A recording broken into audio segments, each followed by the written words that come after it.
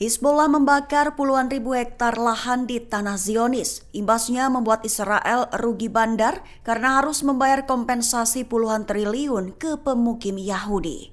Mengutip Tribun News dan KBRNI pada 12 Oktober, hal itu menurut laporan utama Channel 14 Israel pada Jumat 11 Oktober 2024.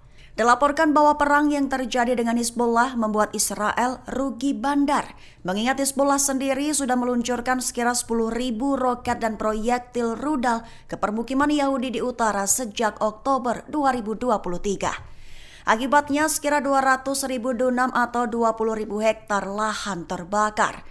Terbaru dilaporkan bahwa sebanyak 6.000 permintaan kompensasi telah diajukan untuk rumah-rumah yang rusak akibat pemboman Hizbullah di permukiman utara.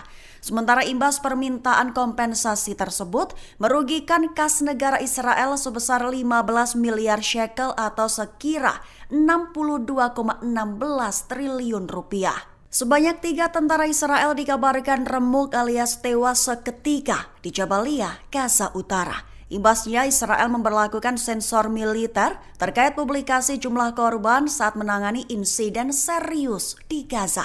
Mengutip Tribun News pada 12 Oktober, hal itu diumumkan dalam pernyataan tentara Israel Jumat 11 Oktober 2024. Sempat dirahasiakan di mana insiden keamanan serius yang dimaksud adalah tewasnya 3 tentara Israel dalam pertempuran dengan milisi perlawanan Palestina di Jabalia, Gaza Utara. Diketahui pertempuran itu terjadi setelah militer Israel melancarkan operasi darat baru dalam apa yang diklaimnya sebagai upaya mencegah Hamas berkumpul kembali di daerah tersebut. Dengan begitu IDF dilaporkan memberlakukan larangan publikasi saat terjadi insiden keamanan serius di Gaza. Merujuk pada indikasi banyaknya korban jiwa di pihak IDF saat terjadi pertempuran sengit khususnya di jalur Gaza Utara. Pasukan di Lebanon telah meluncurkan drone terjauh yang masuk ke dalam wilayah Israel.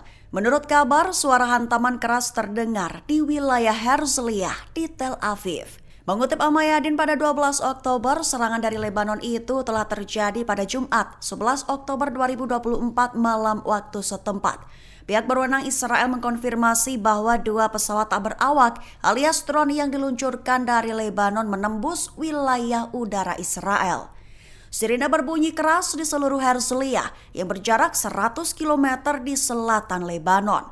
Luncuran drone itu dikabarkan telah menyerang sebuah gedung di Herzliya, utara Tel Aviv. Imbasnya bangunan mengalami kerusakan parah hingga pemadaman listrik diberlakukan di seluruh kota. Herzliya gelap gulita.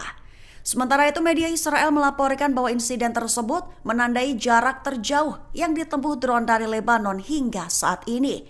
Menanggapi insiden tersebut, juru bicara pemerintah kota Herzliya menghimbau para pemukim untuk tetap berada di dekat tempat perlindungan sebagai tindakan pencegahan. Serangan pasukan Irak membuat pangkalan TANF Amerika Serikat siaga tinggi. Dengan begitu, bala bantuan telah disiagakan dengan membawa senjata tambahan di dekat mereka.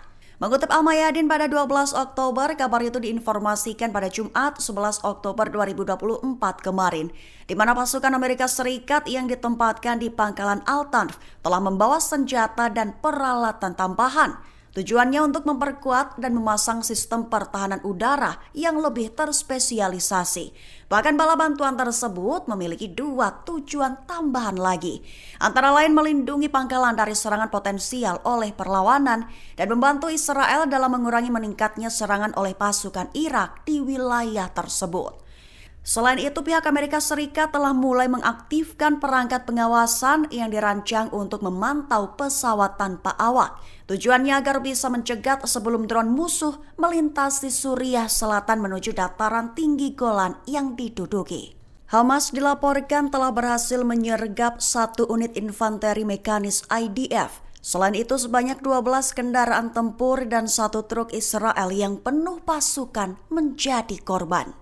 Mengutip Al-Mayadin pada 12 Oktober, serangan itu telah dilakukan Brigade Al-Qassam sayap militer Hamas pada Jumat 11 Oktober 2024 kemarin. Dilaporkan bahwa mereka telah menghancurkan sebuah pengangkut personil lapis baja Israel di sebelah barat Beit Lahia di Gaza Utara, mengakibatkan kematian dan cedera di antara awak lapis baja Israel. Selain itu, sehari sebelumnya Al-Qassam juga menargetkan pasukan Israel di sebelah timur kamp Jabalia dengan penyergapan rumit, mengakibatkan jatuhnya korban di antara beberapa tentara Israel. Satu unit infanteri mekanis yang terdiri dari 12 kendaraan militer dan satu truk yang penuh dengan tentara juga menjadi target. Mereka dilaporkan juga menargetkan 2 tank Merkava Israel dengan rudal tandem dan IED Shawas. Markas besar UNIFIL di Naqoura terkena dampak ledakan untuk kedua kalinya dalam 48 jam terakhir. Imbasnya 2 pasukan penjaga perdamaian terluka setelah 2 ledakan terjadi di dekat menara observasi. Mengutip sumber resmi UNIFIL pada 12 Oktober, seorang pasukan penjaga perdamaian yang terluka dibawa ke rumah sakit di Tire, sementara satu lainnya dirawat di Naqoura. Diketahui beberapa tembok berbentuk T di posisi PBB 131 dekat garis biru di Labaoneh runtuh ketika sebuah lintasan peluru IDF menghantam perimeter dan tank-tank IDF bergerak mendekati posisi PBB. Pasukan penjaga perdamaian tetap berada di lokasi dan pasukan reaksi cepat UNIFIL dikirim untuk membantu dan memperkuat posisi tersebut. Sehingga bisa disebut bahwa atas insiden itu kembali menempatkan pasukan penjaga perdamaian PBB yang bertugas di Lebanon Selatan pada resiko yang sangat serius. Sehingga ditegaskan bahwa setiap serangan yang disengaja terhadap pasukan penjaga perdamaian merupakan pelanggaran berat terhadap hukum humaniter internasional dan resolusi Dewan Keamanan 1701 tahun 2006. Pasukan Israel disebut mengalami kegagalan. Tak hanya itu, pasukan militer Israel juga disebut mengalami kemunduran signifikan dalam upaya mereka menginfiltrasi perbatasan selatan. Mengutip Al-Mayadin pada 12 Oktober, kabar itu diumumkan oleh Ruang Operasi Perlawanan Islam di Lebanon pada Jumat 11 Oktober 2024. Dalam pernyataannya disebutkan bahwa seusai mengalami kemunduran, Israel mencoba membangun front serangan baru di sektor barat, termasuk pergeseran gerakan dari Rash al-Naqoura dan Jal al-Alam menuju al-Mesairfeh dan al-Labaunah. Hal itu menjelaskan bahwa Israel memiliki tujuan menggunakan medan yang dapat memberi mereka keuntungan. Sehingga dijelaskan sekali lagi bahwa Ruang Operasi Perlawanan Islam di Lebanon mengonfirmasi kegagalan pendudukan Israel untuk mengendalikan bukit manapun yang coba dimajukannya. Sembari memperingatkan bahwa rumah-rumah dan pangkalan-pangkalan tempat para perwira dan prajurit berkumpul di lingkungan kota-kota besar merupakan target rudal dan angkatan udara Hizbullah. Download Tribun X sekarang, menghadirkan lokal menjadi Indonesia.